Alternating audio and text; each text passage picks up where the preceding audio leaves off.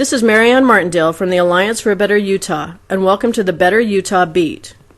At last, the long wait is over, and presidential candidate Mitt Romney has finally selected his running mate, Wisconsin Congressman Paul Ryan. The moment the announcement was made, the Ryan budget immediately became the focal point of discussion around the nation, in part because of its more controversial proposals, and in part because specific details were suddenly available from a Romney campaign that had studiously avoided details. The Ryan budget will no doubt be debated over, argued, misrepresented, and spun time and time again in the coming months. So we would like to take just a moment to present some of the facts of the budget that we feel all Utahns should be aware of. First, let's address Medicare. Under the current Medicare system, recipients receive copays or percentages of their medical procedures covered. For example, if a procedure is covered at 80% and you have a $1,000 procedure, $800 of it will be covered for you. Ryan's budget, however, converts this system to a coupon program, similar to a school voucher. Instead of having 80% of that procedure covered, now you would have a coupon for $800. At the $1,000 price, it works out to be the same. However, when the price of that procedure eventually increases, as we know medical expenses will do, the coupon is no longer worth as much as the percentage. If our $1,000 procedure were to increase to a $2,000 procedure, the $800 coupon still covers the same amount, while the current system would cover 80%.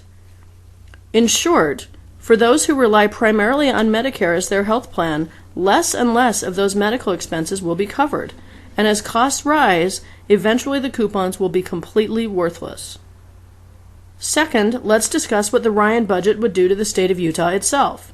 Currently, our annual state budget is about $13 billion a year, of which $3.5 billion comes from the federal government. Under the Ryan budget, an estimated $1.51 billion would be cut from Utah. To put that into perspective, that's half the money that Utah spends on all of our schools, from K through 12 up through higher education, every year. That's also roughly the same amount that it costs to build the entire I-15 core project. The Ryan budget also calls for the privatization of Social Security. Currently, Social Security works similarly to a standard savings account. The money goes in and accrues interest over time. It doesn't accrue at a rapid rate, however the savings are protected from market crashes. Privatizing it, on the other hand, means that the retirement account, which each of us pay into our entire lives, would be tied directly to the market in stocks and bonds. During some points of our nation's history, that would have been phenomenal, such as in the late 90s when stock prices were soaring and retirement account values would have made vast improvements as well. But if there's one thing we should have learned in 2008, it was that the market changes. Recession happens. And if Social Security had been tied to the open stock market, many retirement accounts would have completely disappeared. While that may not be as big of an issue to those who have been able to invest in their own retirement plans, or are fortunate enough to have a pension plan, like Representative Ryan and his fellow congressmen and senators, imagine the impact on the hundreds of thousands of our fellow citizens who retire from low-paying jobs with little more than their Social Security checks to get them through the remainder of their lives. If the market were to crash again, their final years would have an extremely dismal outlook. There is much, much more to the Ryan budget than what we have addressed here. Topics like taxes, jobs, student grants, oil and energy subsidies, health care, and military are all important to address, and we encourage you to visit us at betterutah.org to read a much more in-depth analysis of the Ryan budget.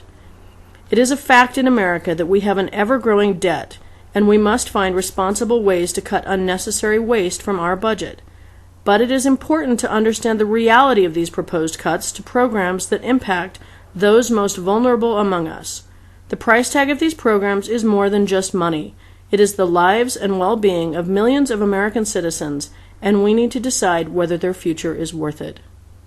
Until next week, this is Marianne Martindale from the Alliance for a Better Utah with this week's edition of the Better Utah Beat. Have a great week, and remember that together we can make a better Utah. For more information about the Alliance for a Better Utah's current projects, please visit betterutah.org.